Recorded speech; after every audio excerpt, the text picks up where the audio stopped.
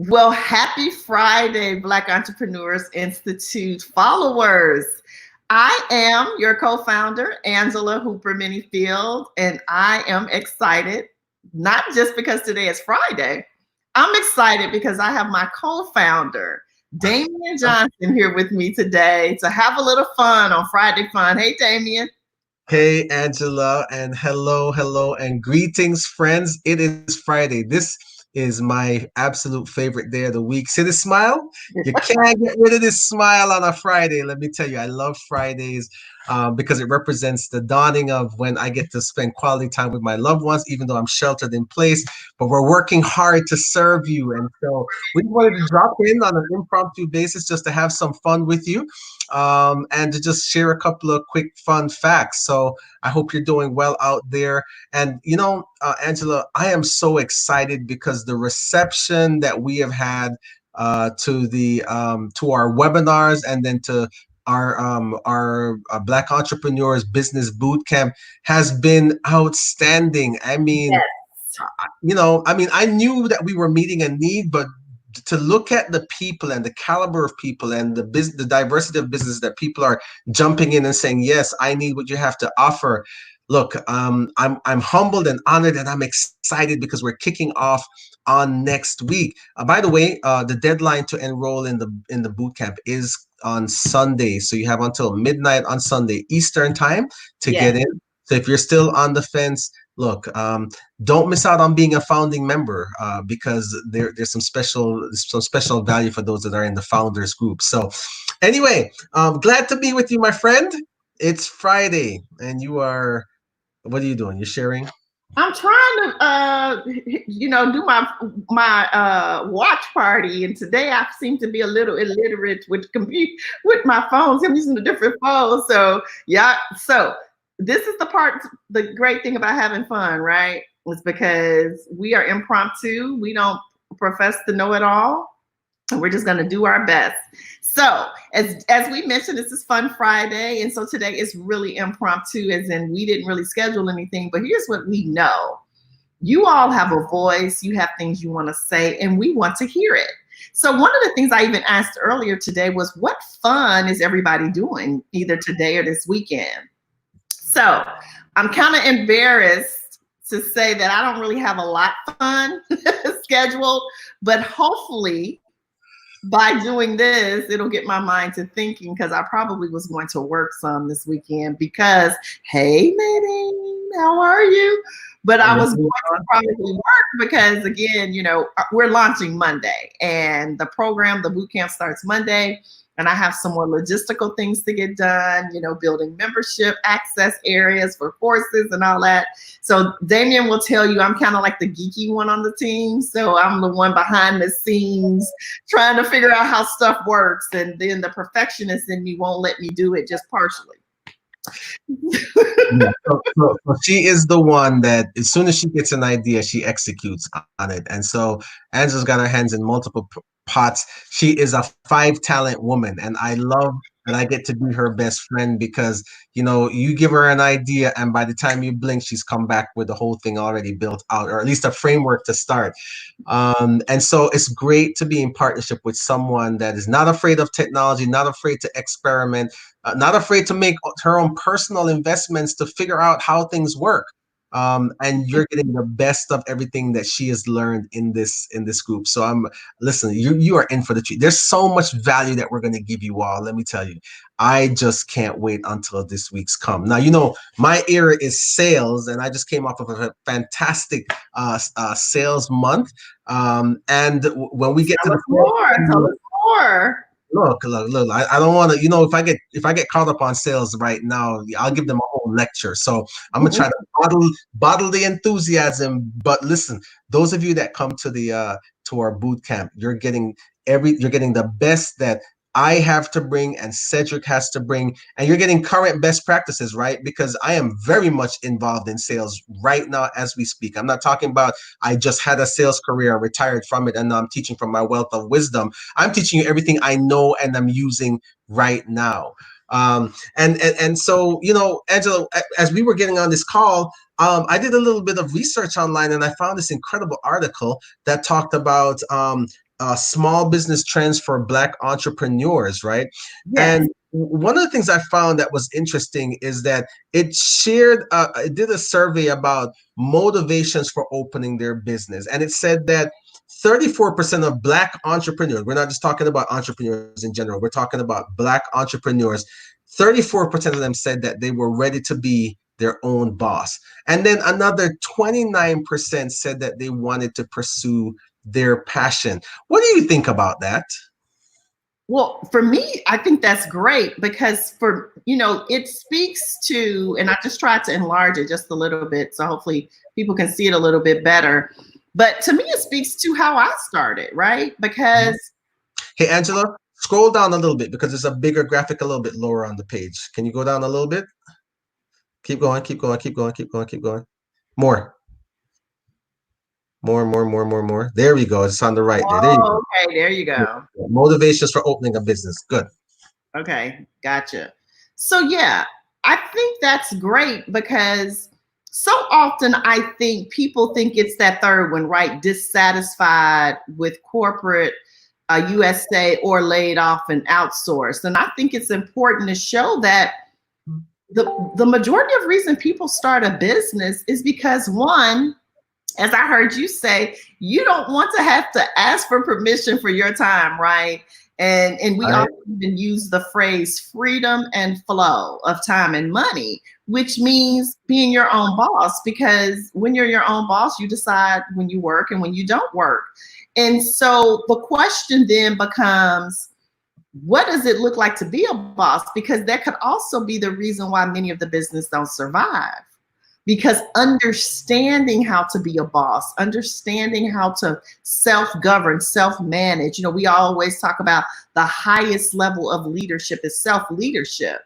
And so while that is a desire, oh, I want to be my own boss, are you ready to be that though, right? And when I thought about when I said Fun Friday, maybe we tell some funny stories too. So one of the things that comes to my mind when I first started down this journey was I thought being my own boss some days meant I could sleep in.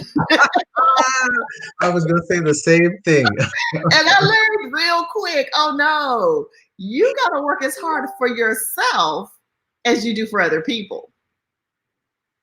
Well, you know what, Angela, the crazy thing is that ever since I stepped into entrepreneurship, I feel like I work a whole lot harder than I did when I was working in corporate America. But it's at the same time, I have more flexibility and it is more fulfilling. But I think one of the questions that we all need to ask ourselves as we consider entrepreneurship is that would I hire me?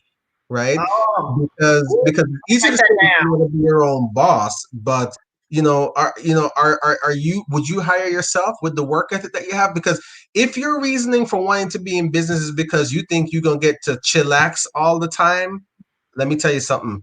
You're in for a rude awakening. Listen, there's a lot of fruit on the tree, but the fruit, you have to go and get it. You have to pick it. And so that means that you're going to have to get up early in the morning and you're going to be going to bed late some nights because at the end of the day, when you're building your own company, you have to push uphill for a time before you start to experience the compounding effect and have that momentum. So if you just start thinking, hey, I want to be my own boss so that nobody can tell me what to do and I'm going to get to chill when and where and how I want to chill, yeah, that's true. But that's not going to be without some meaningful time and effort and energy and resources expended on your part. That's just the way that it works. And we're not about having people under any illusion. All of us had to work hard to get to where we are, Yes. and we get to reap the fruits, but we're still working hard. It's the name of the game. Fortunately, when you develop systems, it takes away some of that hard work. And that's one of the things we're going to talk to you about in the boot camp is about how you develop systems, right? To make things easier for you. Yes. What was that acronym? Do you remember for systems? No, Did you write it down? I did write it down. Let me see here.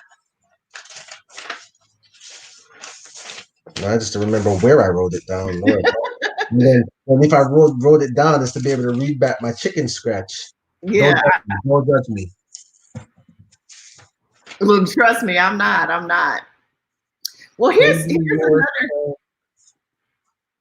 Oh, so the acronym for systems is saving yourself time, energy, and money. That's what it is. Let me put that Saving yourself there. time, Saving energy, and money. yourself Time, energy, and money. time. Ooh, my spelling.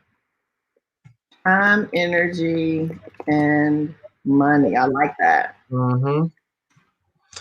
Because at the end of the day, Angela, when you're running a business, right, the goal with running a business is to be able to systematize your business so that much of it can run on its own. Because at the end of the day, one of the reasons why you move from being an employee to being an entrepreneur is that your goal is to stop trading time for money. Yes.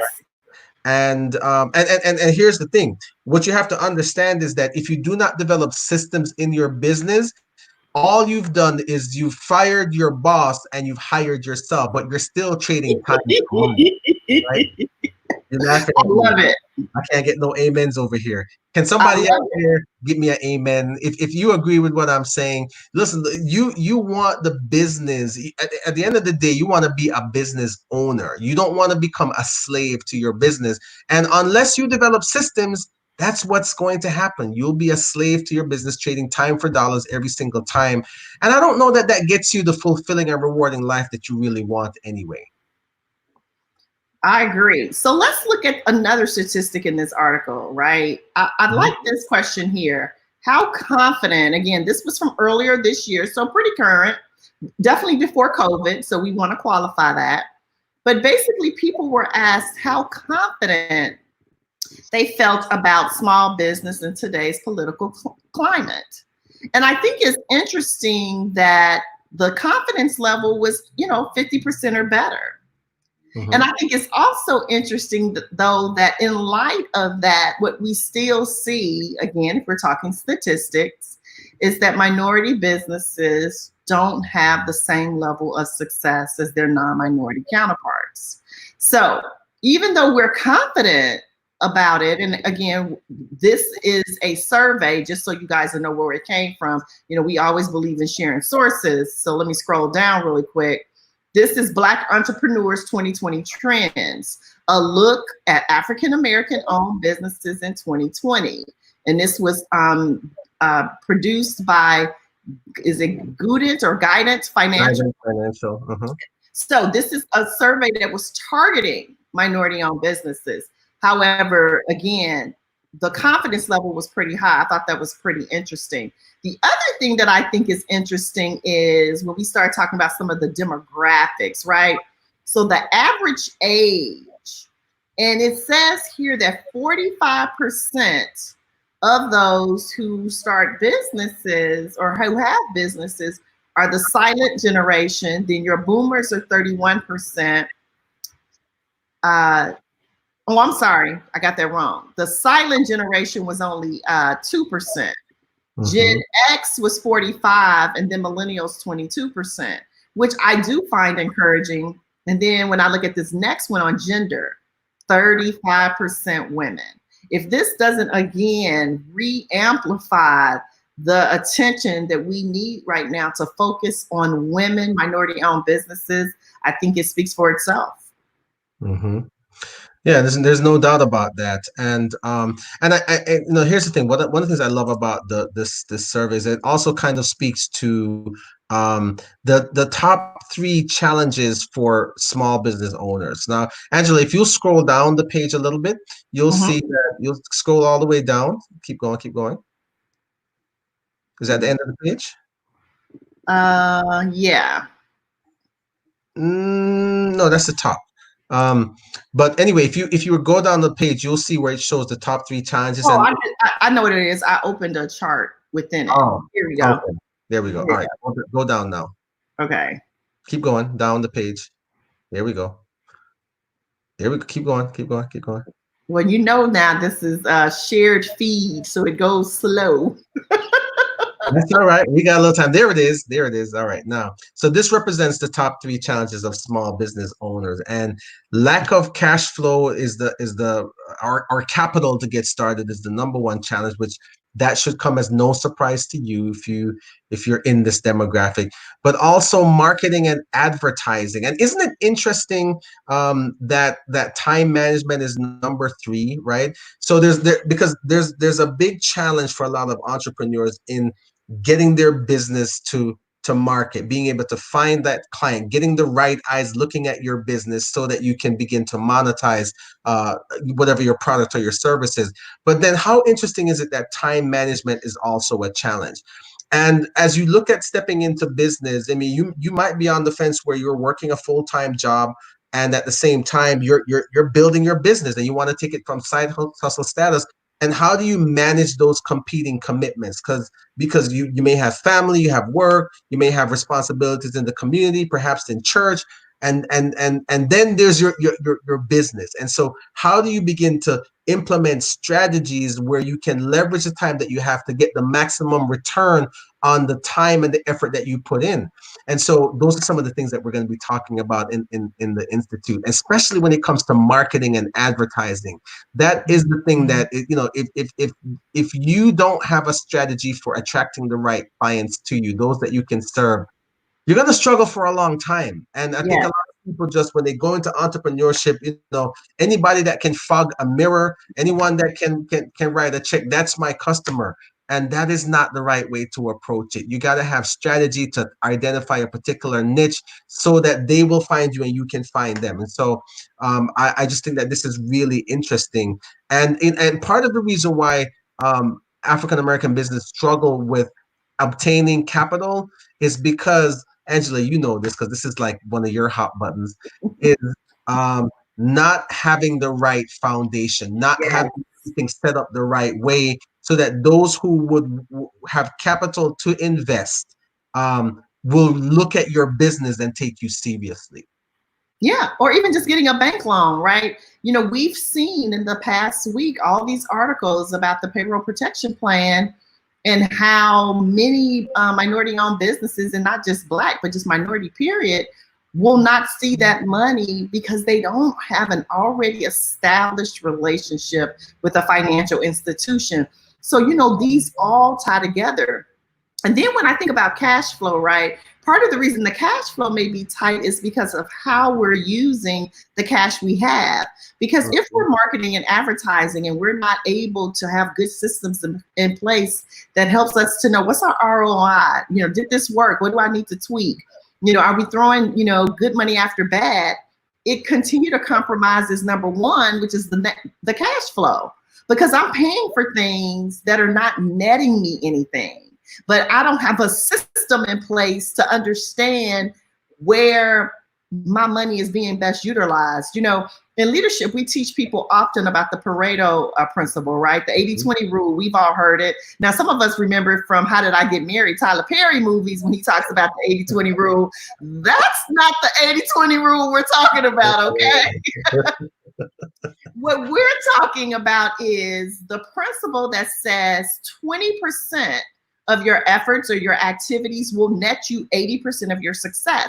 And in business, that's sometimes our revenue. So if you don't understand how to determine what nets you, your greatest success, you're spending your time doing things that are draining the funds, that are also draining your time. Because part of that quote unquote time management, and I don't really like that word, because I don't believe time can be managed, but that's an Angela opinion, is the fact that we also struggle with delegation. Some of us are afraid to hire for help, right? Administrative assistance. You and I was just talking about that. And I often ask people, okay, tell me your bill rate. How much do you charge per hour? And if I were just to free up 5 additional hours, 10 additional hours per week, what could you do with that time and how much more money could you make? And most people, when they put a pencil to it, they could see that they could not only afford the help, but they could spend their times focusing on the activities that generate money. Mm-hmm. In any business, Angela, that's such a great point you just made. In any business, I think you have to be able to identify what are the things that only you can do, right? There's a lot of things you have to do to run a business, but what are the things that only you can do?